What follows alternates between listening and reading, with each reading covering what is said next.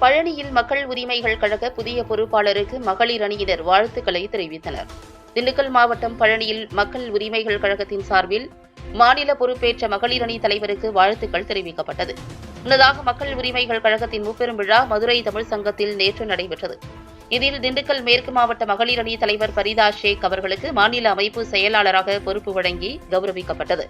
இதனைத் தொடர்ந்து பரிதா ஷேக் அவர்களுக்கு வாழ்த்துக்களை தெரிவிக்கும் விதமாக இன்று திண்டுக்கல் மேற்கு மாவட்ட மகளிர் அணி சார்பில் அவருக்கு சால்வை அணிவித்து இனிப்பு வழங்கி வாழ்த்துக்கள் தெரிவிக்கப்பட்டது. முன்னதாக இந்நிகழ்வில் மகளிர் அணி பொறுப்பாளர்கள் மற்றும் மக்கள் உரிமைகள் கழகத்தின் பொறுப்பாளர்கள் வின்னர் மணி, ராஜசேகர், ஷேக் முகமது, கார்த்திகேயன் மற்றும் பலரும் கலந்து கொண்டனர். மேலும் இந்த நிகழ்வில் கலந்து கொண்ட அனைவருக்கும் இனிப்புகள் வழங்கி நிகழ்ச்சியை நிறைவுற்றது.